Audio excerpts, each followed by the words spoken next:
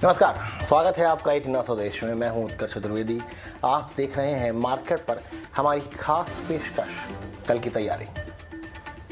आज क्या क्या है शो में बात करेंगे आखिर बाजार में क्या है गिरावट की वजह। उसके बाद बात होगी कैसे रहे हैं एसीसी के नतीजे करीब 6:10 पर और 6:20 पर कल के लिए हम ट्रेडिंग आइडिया और टिप्स आपको देंगे।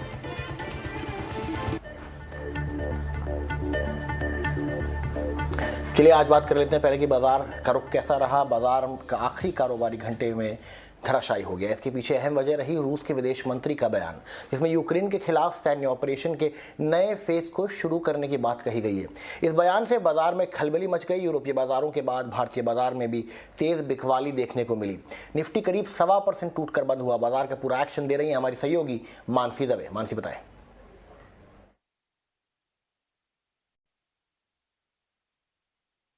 बिल्कुल, तो बाजार को दो हिस्सों में आज बांटना होगा, क्योंकि बाजार फर्स्ट हाफ में बेहतरीन तरीके से रिकवर करता दिखा और सेकंड हाफ में जो भी रिकवरी थी, जो भी गेन्स थे, वो सारे वॉश आउट होते हुए दिखे। भारी बिकवाली का दबाव आज के सत्र में हमने देखा। देखिए, बाजार पिछले 4 सेशन से बिकवाली झेल रहा था, लेकिन आज शॉक ज्यादा इसलिए लगा क्योंकि शुरुआत में बाजार ने एक बार परफॉर्म करने की कोशिश की और परफॉर्मेंस दिखाने के बाद भारी बिकवाली का दबाव यहाँ पर दिखा दिया। 15 मार्च के बाद निफ्टी 17,000 के नीचे बंद होता हुआ दिखा है। काफी गिरावट यहाँ पर तमाम इंडेक्स, तमाम पॉकेट्स में देखने को मिली। इस बीच कुछ गेनर्स जो कि बाजार को संभालने की कोशिश कर रहे थे, इसमें देखिए आईसीआईसीआई बैंक, अपोलो हॉस्पिटल, कोल इंडिया, रिलायंस जैसे काउंटर्स रहे जहां पर तेजी जरूर देखने को मिली। बिकवाली का दबाव कहां पर दिखा? HDFC life, SBI life, Tata consumer जैसे स्टॉक्स थे जो कि भारी गिरावट आज के सत्र में दिखा रहे थे। मिड कैप के गेनर्स की अगर बात करें, कुछ तमाम स्टॉक्स थे। ऑफकोर्स मिड कैप इंडेक्स भी आज गिरावट ही झेल रहा था। हर तरफ चौतरफा गिरावट थी, लेकिन कुछ स्टॉक्स जो परफॉर्म कर रहे थे, small finance bank, Ajanta pharma, trend, Prestige estate, कई ये कुछ तमाम स्टॉक्स थे जहां पर अच्छी तेजी देखने को मिल रही थी। और बिकवाली का दबाव आईटी स्पेस में लगातार हम देख ही रहे हैं। माइंट्री के counter, Adani total gas, AB capital, RBL bank, ये सबसे ज्यादा गिरावट झेल रहे थे मिड कैप इंडेक्स में। Top losing candidates of mid caps ये यहाँ पर नजर आते हुए दिखे। सेक्टर स्पेसिफिक गेनिंग मोमेंटम कहीं पर भी नहीं था। बिकवाली ही बिकवाली हावी होती हुई दिखी, जहां पर निफ्टी एफएमसीजी स्पेस करीब 3% तक टूटता हुआ दिखा। उसके बाद आईटी जो कि लगातार गिरावट देख रहा है, आज भी इसमें गिरावट जारी रही। साथ ही financial services, pharma, private bank, space, automobile, हर तरफ गिरावट ही गिरावट हावी होती है। और मेजर सेक्टर्स जहां पर सबसे ज्यादा बिकवाली का दबाव देखने को मिला। फाइनल क्लोजिंग जब हमारे सामने आई तो वो भी चौंकाने वाली थी, क्योंकि एक साथ बाजार ने इतनी ज्यादा गिरावट दिखा दी आखिरी कुछ घंटों में ही, और भारी बिकवाली के साथ अब लगातार 5वें दिन बाजार में कमजोरी। 16,958 के लेवल्स पर निफ्टी में, बैंक निफ्टी में भारी गिरावट। वहीं सेंसेक्स और मिड कैप स्पेस भी बुरी तरह से पिटते हुए, टूटते हुए ही क्लोज हुए। चलिए बाजार पे सबसे पहले राय ले लेते हैं हमारे गेस्ट की और आपको इंट्रोड्यूस भी करा देते हैं। हमारे साथ Ashish Maheshwari, director blue ocean strategic advisors private limited, और संतोष सिंह, मार्केट एक्सपर्ट, दोनों जुड़ गए। आशीष सर, सबसे पहले आपसे मैं राय लेना चाहूँगा। अगर मार्केट की बात करी जाए, पिछला हफ्ता भी करीब ऐसा ही रहा, कल भी ऐसा ही था, आज भी ऐसा ही है। कब तक आप ये देखते हैं जो गिरावट है चलती रहेगी? आपको लगता है अब समय आ गया कि यहाँ से थोड़ा सा आपको अपवर्ड कर्व दिखेगा? देखिए, 2-3 चीजें जो बाजार को ड्रिफ्ट कर रही हैं मेजरली। सबसे पहले तो आज जैसे ये रशिया यूक्रेन का जो वॉर को लेकर जो स्टेटमेंट्स आए, उसके कारण से एक एफआईज की तरफ से जो बिकवाली देखने को मिल रही है। दूसरा, यूरोपियन मार्केट्स में भी एक अच्छा खासा सेल ऑफ चल रहा है, तो जिसके कारण से एफआईज इंडियन मार्केट्स में काफी टूटी सेल कर रहे हैं। और तीसरा, जो एक बड़ा सेल ऑफ चल रहा है जो एचडीएफसी, ट्विंस और इन्फोसिस के स्टॉक्स में, जहाँ कल भी रिकॉर्ड डिलीवरी सेल हुई है और इनफैक्ट आज भी रिकॉर्ड डिलीवरीज के वॉल्यूम देखने को मिल रहे हैं। तो इन 2-3 फैक्टर्स के चलते सेंटीमेंट थोड़ा सा बाजार का खराब हो गया, क्योंकि आप देखें आज दिन भर बाजार अच्छे पॉजिटिव डायरेक्शन में मोर और लेस ट्रेड कर रहा था, पर जो लास्ट हाफ एन आवर में हुआ उसके कारण से सेंटीमेंट में काफी इफेक्ट आया। तो मेरा मानना है कि बाजार में जरूर वॉलेटिलिटी जो देखने को मिल रही है, ये आगे आने वाले थोड़े समय और जारी रहेगी, क्योंकि यदि रशिया अपना जो स्ट्रेटेजी यूक्रेन के लिए और अग्रेशन से करता है और कुछ सिटीज पे कब्जा करते हैं, तो उसके कारण से दोबारा से जो कमोडिटीज के प्राइसेस है उसमें इजाफा देखने को मिलेगा और उसके कारण से स्टॉक्स में प्रेशर देखने को मिलेगा। तो मेरा मानना है जब तक थोड़ा यूएस मार्केट रिबाउंड नहीं होता, तब तक बाजारों को एक सपोर्ट नहीं मिलने वाला है, तो यूएस मार्केट पे भी नजर रखना बहुत जरूरी है। संतोष सर, अगर हम ये मान के चल रहे हैं इसमें कि रशिया यूक्रेन क्राइसिस जिस हिसाब से चल रहा है उस वजह से आखिरी कुछ घंटे मार्केट टूटा। अब पुतिन साहब के मन में क्या है वो तो हमें पता नहीं, तो अब एज एन इन्वेस्टर मैं इस मार्केट को किस तरीके से देखूं?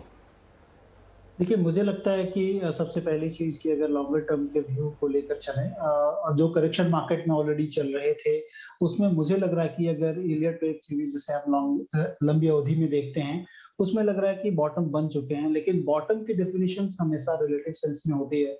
मतलब जो हमको 15,600 के आसपास जो बॉटम दिखे थे, अब ये जो मार्केट करेक्ट हो रहा है वो एक रेलेवेंस जो है देगा लोगों को, या कह लें कि इन्वेस्टर्स को, कि सेकंड बॉटम कहाँ बनता है। जैसे अभी न्यूज फ्लो होता है उस तरह से बॉटम बनते हैं। मुझे लगता है कि 16,800 से लेके 16,600 के बीच में मोस्ट प्रोबेबल जो रिवर्सल जोन है वो वहां पर आता है। तो यहाँ पर मुझे लग रहा है कि देखना चाहिए किस तरह से मार्केट बिहेव करता है, और एक रिवर्सल अगर यहाँ से आता है तो बहुत तेज मार्केट जो है रिबाउंड हो सकता है। तो इस जगह का ध्यान रखें कि 16,600 16,800 के बीच में आपने खरीदारी करनी चाहिए। चलिए संतोष सर, आशीष सर, आप दोनों हमारे साथ बने रहें। लेकिन एक बार गोल्डीलॉक्स के फाउंडर गौतम शाह के मुताबिक बाजार में 17,000 के स्तर से फिर तेजी लौट गई है। उन्होंने हमसे खास बातचीत में कहा कि चुनिंदा सेक्टर और शेयरों में निवेश करना चाहिए। उनकी बात को भी सुन लेते हैं। महीनों से मार्केट एक पेंडुलम की तरह बिहेव कर रहा है। जब वो चलता है तो ऐसा चलता है कि लगता है कि रुकेगा नहीं, और जब वो गिरता है तो ऐसा लगता है कि कोई सपोर्ट ही नहीं है मार्केट के लिए। ये हम पिछले 3-3.5 महीना से देख रहे हैं, और ये समझना जरूरी है कि अक्टूबर के महीने में मार्केट ने अपना टॉप बनाया 18,600, और उसके बाद 7 महीना निकल गया और मार्केट एक रेंज में है। नीचे की तरफ 16,500 और ऊपर की तरफ 18,000 18,500। मेरे को अभी भी लगता है कि ये एक हेल्दी कंसोलिडेशन है, क्योंकि 2 साल की तेजी थी, उसके बाद ये कंसोलिडेशन जरूरी था, और इस कंसोलिडेशन में जो सारे जो टेक्निकल इंडिकेटर्स थे वो काफी अच्छा से कूल ऑफ कर गए हैं। पर ये जो भी पुल बैक जो हमने देखा पिछले 7-10 दिनों में, मेरे हिसाब से ये नॉर्मल है, क्योंकि निफ्टी ने 2,500 पॉइंट का तेजी देखा at a very rapid pace, 16,600 से लेकर 18,100। और क्योंकि इतनी बड़ी तेजी थी तो थोड़ा बहुत पुल बैक बनता था। ग्लोबल मार्केट्स भी अब स्टेबलाइज कर गए, जियोपॉलिटिकल सिचुएशन भी थोड़ी सी बेटर हो गई है, और क्योंकि ये दो बड़े कंपनी के रिजल्ट्स खराब थे उसके कारण निफ्टी ने 17,400 का जो इंपॉर्टेंट सपोर्ट है वो ब्रेक किया, बट आई थिंक ये टेम्पररी है। तो अब जो अगला सपोर्ट जो हम जिसके साथ हम काम कर रहे हैं वो है 17,000, और मुझे लग रहा है कि 17,000 के आसपास रिस्क रिवॉर्ड वापस अच्छी हो जाएगी। ये बाय ऑन डिप्स मार्केट है, इसमें खरीदारी करनी चाहिए। One should not be overly concerned.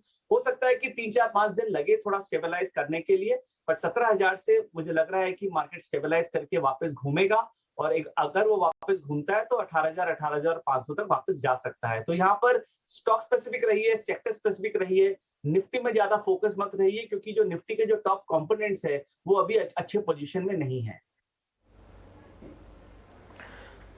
चलिए, आईसीआईसीआई प्रू एएमसी के हेड पीएमएस आनंद शाह ने भी 18 सौ से खास बातचीत की है, और उन्होंने उसमें कहा कि 5 से 6% महंगाई से बाजार को चिंता नहीं है। उनके मुताबिक आईटी, बैंकिंग और एयरलाइन सेक्टर में तेजी बनी रहेगी। उनकी बात सुन लेते हैं। इक्विटी मार्केट को कब वरी करना चाहिए? जब रेट इतना हो जाए कि आपका ग्रोथ ही डीरेल हो जाए। I don't think we are at that stage today. I think आज की वरी जो मार्केट्स की है वो ज्यादा करके इन्फ्लेशन है। Coming to inflation, that is another problem, and that is another thing which both RBI and US Fed address करने की ट्राई करे कि कैसे इन्फ्लेशन को कम किया जाए। वहां पे भी equity market in the first round, जब इन्फ्लेशन बेनाइन होता है, इन्फ्लेशन जो 5-6% इंडिया में रहेगा, is not a bad thing. Equity market के लिए चिंता का विषय होता है deflation. Inflation is a smaller problem. काफी हाइपर इन्फ्लेशन हो जाता है, वो इक्विटी के लिए नेगेटिव होता है। तो आई थिंक आज अगर मैं इक्विटी मार्केट पे व्यू लेना चाहूं तो I think we still remain constructive, but it is selectively constructive. So ऐसा नहीं है कि पूरा market is very comfortable on valuations. No, that is not the truth, but there are pockets of the market which are still looking very attractive from valuations and the growth perspective. चलिए नतीजों की बात करें तो ACC के नतीजे आ गए हैं। अगर कंपनी के मुनाफे की बात करें तो मुनाफा 557 करोड़ रुपए से घटकर 391.8 करोड़ हो रहा है। और अगर आय की बात करें तो आय में बढ़त रही है। कंपनी की आय 4,213 करोड़ से बढ़कर 4,426.5 करोड़ रही, लेकिन एबिटा और मार्जिन में गिरावट रही है। चलिए सबसे पहले अगर हम एसीसी के रिजल्ट्स पे आ जाते हैं, आशीष सर कैसे देखते हैं आप जो पूरा सीमेंट सेक्टर है उसको? क्या आपको लगता है इसमें जो वैल्यूएशंस हैं या जो करंट मार्केट है उसमें कोई बाइंग अपॉर्चुनिटी मिल सकती है? मेरा मानना है कि जैसे एसीसी के नंबर्स आए तो इन लाइन है, क्योंकि प्रॉफिट में डिक्लाइन आना ही था कि जो रॉ मटेरियल की कॉस्ट बढ़ गई है, लॉजिस्टिक्स कॉस्ट बढ़ गए और आप पूरा उसको पास ऑन नहीं कर पा रहे, तो बिल्कुल आपको एब्जॉर्ब करना पड़ेगा। तो मुनाफा तो इनफैक्ट जितनी भी सीमेंट कंपनियों में है एसीसी से शुरुआत हुई है सभी में डिक्लाइन देखने को मिलेगी। जरूर रेवेन्यू में एक इजाफा देखने को मिलेगा सबको, क्योंकि प्राइसेस में राइज हुआ और वॉल्यूम बढ़ा है सभी का।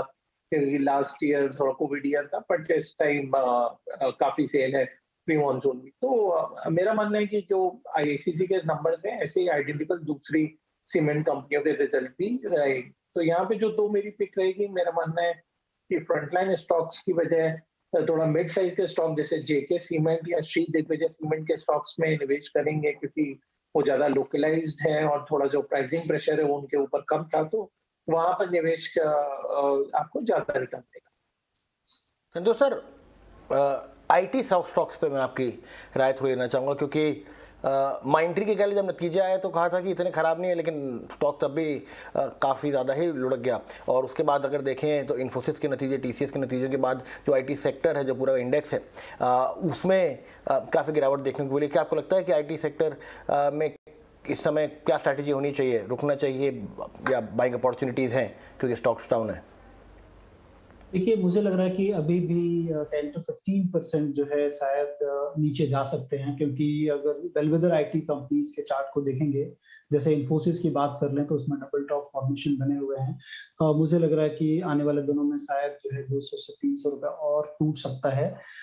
सिमिलरली अगर आप देखें, माइंट्री देख लें, एल&टी इन्फोटेक देख लें या फिर एलटीटीएस देख लें, ये तमाम कंपनियों के चार्ट को देखने से लग रहा है कि लंबी अवधि में जो एक बहुत बड़ा गेन आया था उसको करेक्ट कर रहे हैं ये लोग, और इसमें अभी भी गुंजाइश है, क्योंकि एबीसी जो करेक्टिव पैटर्न होता है उसमें हम last leg of corrective pattern में हैं और लास्ट लेग जो है वो थोड़ा ज्यादा जो है डिवेस्टेटिंग होता है। तो मुझे लग रहा है कि 10 to 15% इन सारी कंपनियों में अभी भी लग रहा है कि रूम है डाउनसाइड का। तो और वहां पर जाए तो डेफिनेटली मुझे लग रहा है कि इसमें इन सारी कंपनियों को लेना चाहिए। निराशा जरूर है, क्योंकि कह लें कि एस्टिमेट्स पे सारे नतीजे खराब आ रहे हैं, लेकिन अदरवाइज अगर देखें तो कैश जो जनरेशन है इस सेक्टर का वो माइंड ब्लोइंग है।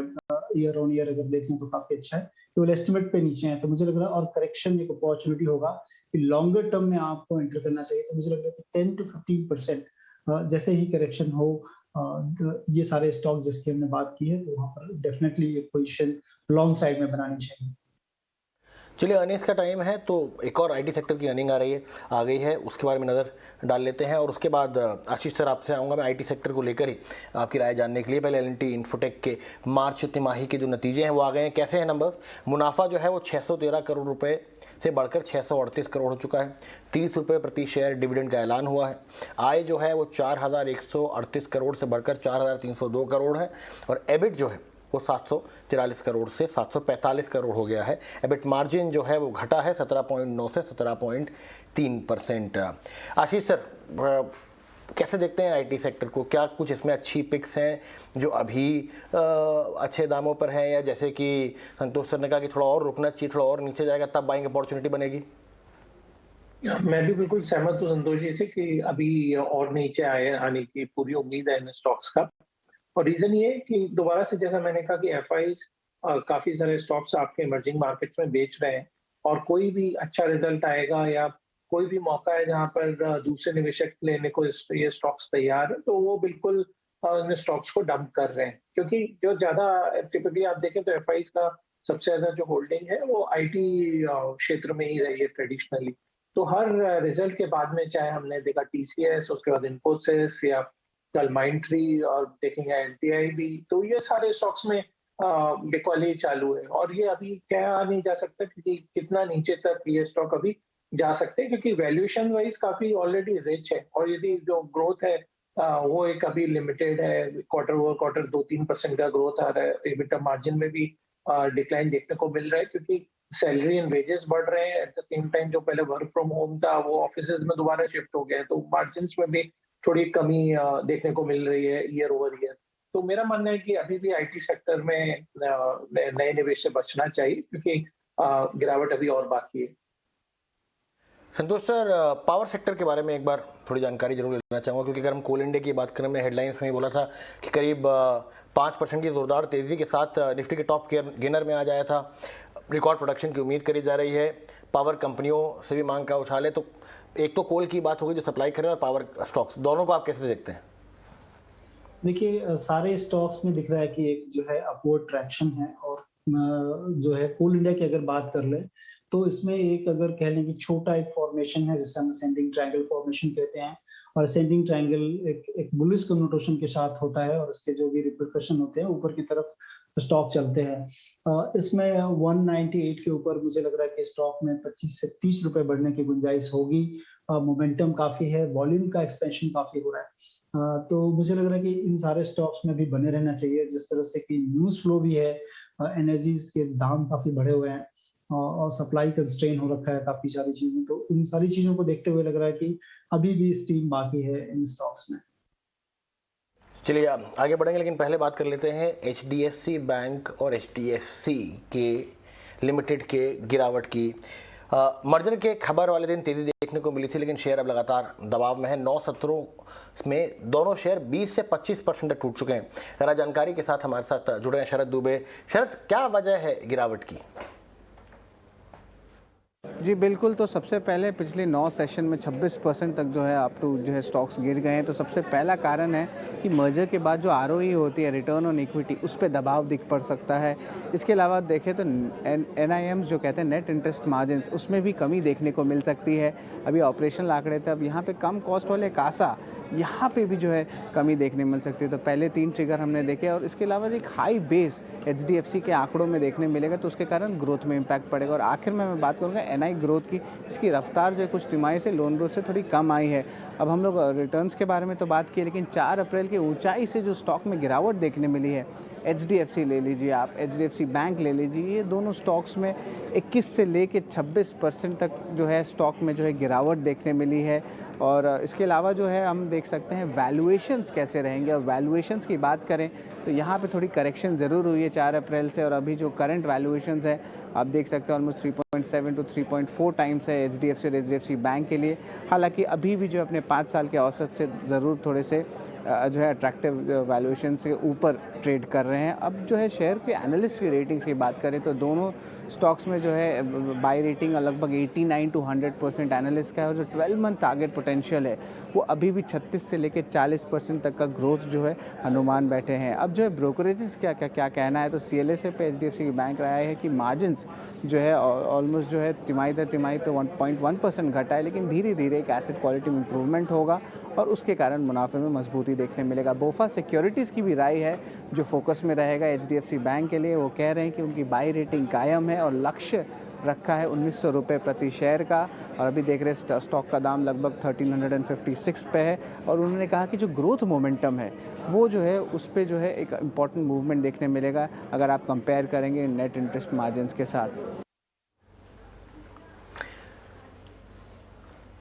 आशीष सर, जब ये प्रेस कॉन्फ्रेंस भी हुई थी HDFC बैंक के विलय की, तो दीपक पारेख ने और बाकी जितने भी टॉप मैनेजमेंट वहाँ मौजूद थे उन्होंने बात कही थी कि शॉर्ट टर्म थोड़ी सी दिक्कत आएगी क्योंकि HDFC बैंक में मिलेगा, लेकिन लॉन्ग टर्म के लिए ये इन्वेस्टर के लिए सबके लिए प्रॉफिटेबल है ये डिसीजन। आप कैसे देखते हैं, क्योंकि भाई टूटा भी है तो लॉन्ग टर्म के लिए आपको लगता है कि अच्छी बाइंग अपॉर्चुनिटी है HDFC बैंक? मैं तो अभी और वेट करना चाहूंगा, क्योंकि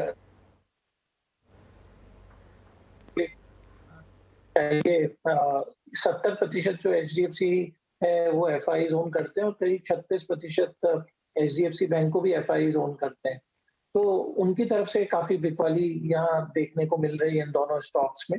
और जैसा मैंने कहा कि वो अभी जो बड़े फिगर्स आ रहे हैं, जैसे आज भी करीब एचडीएफसी बैंक का कंबाइंड टोटल ने तो 5 करोड़ शेयर्स का डिलीवरी आसपास जो आज काम हुआ है, तो मुझे लगता है कि काफी इन दोनों स्टॉक्स में से फॉरेन इंस्टीट्यूशनल निवेशक निकलना चाह रहे हैं और ज्यादा से ज्यादा, तो बिल्कुल दोनों स्टॉक अपने 52 वीक लो के आसपास ट्रेड कर रहे हैं, बट अभी भी वैल्यू नहीं ढूंढना चाहिए, मेरा मानना ये रहेगा, क्योंकि किसी भी राइज पर यहाँ पे और लिक्विडेशन आएगा। तो फंडामेंटल जैसे भी हूँ, बट जब तक ये एक सुनामी चल रही है इंस्टीट्यूशनल इन्वेस्टर की सेलिंग की, ये नहीं थमेगी, तब तक इन दोनों स्टॉक्स में बाय ना करने की सलाह रहेगी। संतोष सर, मेरा सवाल रिलायंस पे आपसे रहेगा। हमने हेडलाइंस में बताया था कि करीब 3% से का जोरदार उछाल है और रिकॉर्ड ऊंचाई से केवल 100 रुपये दूर है, लेकिन स्टॉक तो भाग रहा है, लेकिन क्या इन्वेस्टमेंट की अपॉर्चुनिटी है यहाँ पे या अभी थोड़ा बहुत इससे दूर रहना चाहिए थोड़े समय के लिए? देखिए, मुझे लग रहा है कि अगर आप ट्रेडिंग करते हैं तो ट्रेडिंग की अपॉर्चुनिटी डेफिनेटली है। इन्वेस्टमेंट में जो है आपको उतना गेन शायद, या फिर आपके स्टॉप लॉसेस बहुत नजदीक होंगे। ट्रेडिंग पर्सपेक्टिव से मुझे लग रहा है कि काफी अच्छा है। हो सकता है कि ये अपने लाइफ हाई को क्रॉस कर जाए। वॉल्यूम एक्सपेंशन काफी अच्छा हुआ है और मुझे लगता है कि जो नेक्स्ट हर्डल होगा वो तकरीबन 2670 के आसपास है। अगर उसके ऊपर जाके बंद होता है तो अपने लाइफ हाई को चैलेंज करेगा ये, और शायद वहां से भी ऊपर जाए। और 2900 रुपए तक लगता है मुझे कि शॉर्ट टर्म में अगर मार्केट यहाँ पे संभलता है इस जगह, जैसे कि हमें लग रहा है कि 16,800 16,600 के पास संभलता है, तो जो प्रोबेबल कैंडिडेट होंगे कि चल सकते हैं, उसमें one of the candidate Reliance होगा। चलिए, वक्त आ गया है वीआईपी शेयर्स का।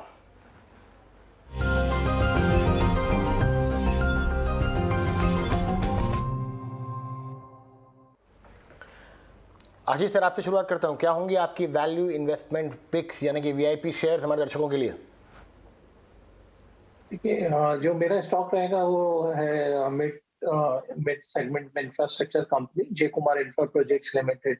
मेरा मानना है ये क्वार्टर काफी बेहतरीन क्वार्टर और साल बहुत बेहतरीन साल रहेगा, जहां पर ये अपने highest ever profit company report कर सकती है। मेरा मानना है लास्ट ईयर उन्होंने करीब 2570 करोड़ रुपए का टॉप लाइन किया था, इसमें 3200 करोड़ से ज्यादा का टॉप लाइन होगा, और जो मुनाफा 63 करोड़ का था वो बढ़ के 200 करोड़ से ज्यादा का हो जाएगा। कंपनी के पास में काफी हेल्दी ऑर्डर बुक 12,000 करोड़ से ज्यादा का ऑर्डर बुक अवेलेबल है, और जो फोकस्ड मेट्रो में उन्होंने अपना फोकस बनाया हुआ है, वहां पर काफी सारे टेंडरिंग में उनको L1A या उन्होंने बिड किया हुआ है, जहाँ पे काफी डिसेंट ऑर्डर बुक अगले साल में और बिल्डअप हो जाएगी। तो बिल्कुल जय कुमार इंफ्रास्ट्रक्चर को 205 रुपए के आसपास देखना चाहिए। 6 महीने का टारगेट इस स्टॉक में 300 रुपए का रहेगा और 180 रुपए की स्टॉप लॉस लगाने की भी सलाह। संतोष सर, आप क्या रिकमेंड करेंगे as VIP to our guests? देखिए, मेरे पास तो 2 स्टॉक हैं, उसमें अपोलो हॉस्पिटल है। अगर आप देखें कि 5900 बिका था, उसके बाद इसमें कंसोलिडेशन देखा जा रहा है, और कंसोलिडेशन का ब्रेकआउट जो है आज के ट्रेडिंग सेशन में दिख रहा है। काफी अच्छा वॉल्यूम एक्सपेंशन है इस स्टॉक में। मुझे लग रहा है कि अगर बहुत ही शॉर्ट टर्म की बात करें तो 4890 या 4900 तक जा सकता है ये स्टॉक। 4750 के आसपास का एक स्टॉप लॉस रखें, और इसमें अगर ब्रेकआउट ये 5000 के ऊपर चलता है तो इसमें टारगेट जो है आपके 500 रुपए पे और बढ़ जा सकते हैं, वहां से 10% और ये जो है गेन कर सकता है। तो इस स्टॉक में ध्यान रखा जाए, क्योंकि काफी बुलिश कन्वर्टेशन पे इसमें कंसोलिडेशन हो रहे हैं। कभी कभी क्या होता है कि स्टॉक जो है इंडेक्स से थोड़ा डिफरेंटली बिहेव करते हैं। मार्केट जब तेज था तो इस स्टॉक में करेक्शन था, अब मार्केट में करेक्शन है, ये स्टॉक ऊपर की तरफ चल रहा है, तो उस लिहाज से मुझे लग रहा है कि ये स्टॉक चलना चाहिए। जी संतोष सर, आशीष सर, बहुत बहुत शुक्रिया हमारे साथ जुड़ने के लिए और हमारे दर्शकों को कल की तैयारी कराने के लिए। ET Now स्वदेश आप देखते रहिए और अपना और अपनों का ख्याल रखना नहीं भूलना है।